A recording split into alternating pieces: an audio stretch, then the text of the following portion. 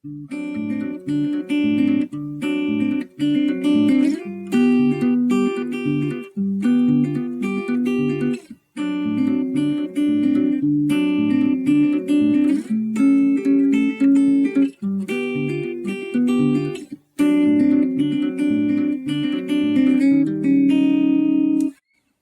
that's a Chet Atkins inspired walking bass line rhythm, something that Chet would use often, and you'd hear people like Chet and Merle Travis use a rhythm like that. And basically it has two parts. It has a walking bass line, which is done with the thumb, and then it's got a melody played on top of that. So both are played at the same time. And it's not that difficult to do. It takes some practice. So this is not for the very beginner. This is something, now I'm doing this on electric guitar. You can do this on an electric or an acoustic. And with this lesson, I've also included the tablature so you can really take a look at what's going on. So let's take a closer look at how to play this Chet Atkins inspired rhythm. Okay, since this is a somewhat complex melody, I figure we're going to have to show both hands. So I'd like to start with the left hand first, since it's actually the easier of the two, and then we'll move on and I'll show what's going on with the right hand. The right hand is doing most of the work in a melody like this. The left hand is actually not doing that much at all. It's kind of holding down a chord. So in this example, we're playing a D7th chord, and I could have used a C7th or any 7th for that matter up and down the neck, but I figured we'd start with a D7th. And so you can look on your screen there and see exactly how I'm fretting this 7th chord. Now I'm starting with my ring finger, and I'm putting it here on the 5th string, 5th fret, and then I'm taking my middle finger and putting it on the 4th string, 4th fret. Sorry, I have to think about that for a second. Then I'm taking my pinky and I'm putting it on the 5th fret, 3rd string. So you have a little box like that, and then you have your pointer finger left to put onto the 2nd string, 3rd fret, like that. So you hold this 7th position throughout this entire melody, even when you slide it up and down the neck. This doesn't change. The only thing that's changing with the left hand is your ring finger will actually bounce back and forth on the 5th fret between the 5th and the 6th string, like this. And that's what gives you that, and that's sort of that walking bass part. So this is kind of what it looks like. You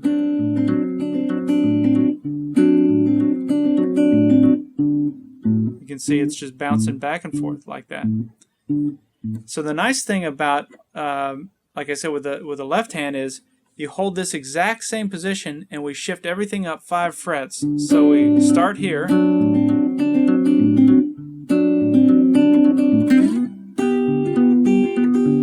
And you notice nothing changed. I held the exact same position, and I'm doing the exact same thing with my ring finger. I'm still doing the bass part. So you can see that moves, but you move that up 5 frets, then we move it up 2 more.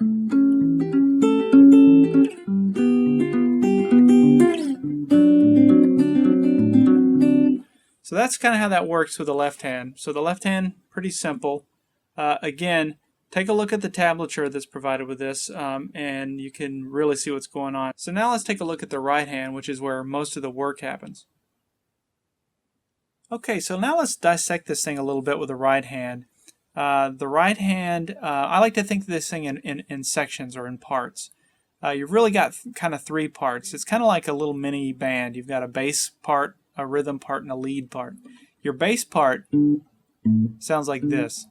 It's just an alternating bass part between the 5th and 6th strings, all done with the thumb.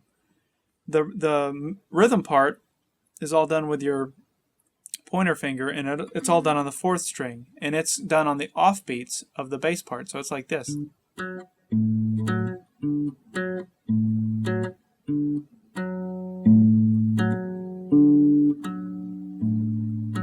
So that's what that looks and sounds like.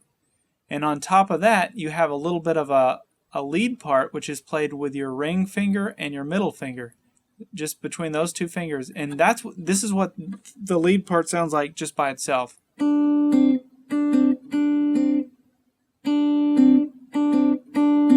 Now not much to it.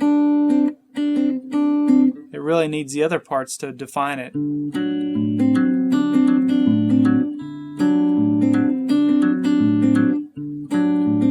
Okay, so let's put this all together here. So the first thing we do is we pluck the 5th string with our thumb, introducing the bass note.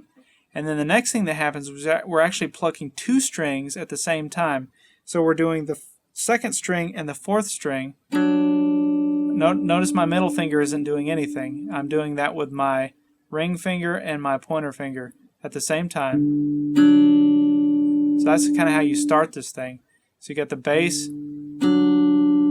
because you know, it just so happens that the rhythm bit, which is on the offbeat, and the lead part are both happening at the same time. So it's, now we go back to the bass part on the 6th string. So it's, and then after the bass part we do a middle finger on the 3rd string, pointer finger on the 4th string. The pointer finger is always on the 4th string, by the way. It's kind of like the thumb is always on the 5th and 6th. The pointer finger is always doing, you know, the 4th strings. So those two don't really change. So we got the bass, rhythm and melody, bass again, and lead and rhythm. So it's, that's what we've got to so far. The next thing that happens is we play the bass part and the lead part again at the same time, but this time we're on the 5th string with our thumb, and we're using our ring finger on the 2nd string to play the top end, or the lead, at the same time that the bass is being played. So it's, let me work it up to that point. That's where we are. Let me do it slowly. See what's happening there? So we got, and now after that we do the middle finger and the pointer finger. So we got, and then we'll circle back and we'll do, so we got, now notice this is another timing thing where you use your ring finger and you hit that first, and then you hit the bass note. So it's very important to get that timing right.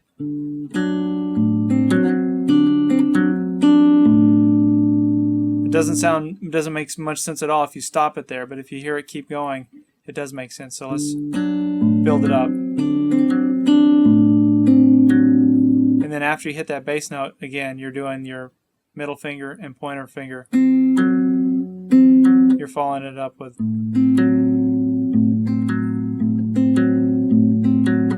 So let's put it all together. I'll do it really slowly.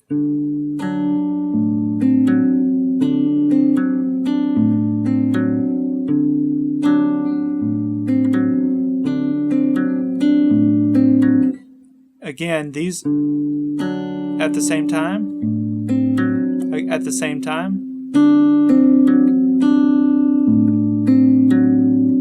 and that's something you're going to want to just practice very slowly with a metronome if you have it, over and over again. Don't worry about speed. Speed will come. In the beginning, though, you've just got to try and really get that rhythm.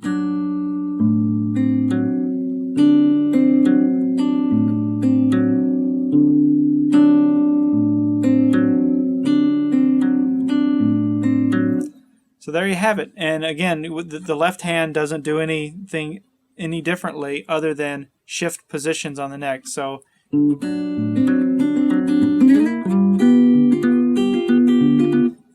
your right hand doesn't change its pattern. You just kind of keep doing that same pattern over and over again. So I hope you've enjoyed this lesson. It's been fun kind of showing. I love Chet Atkins. I love this style of playing, and I wish I was better at it. But this is my humble attempt at paying homage to Chet.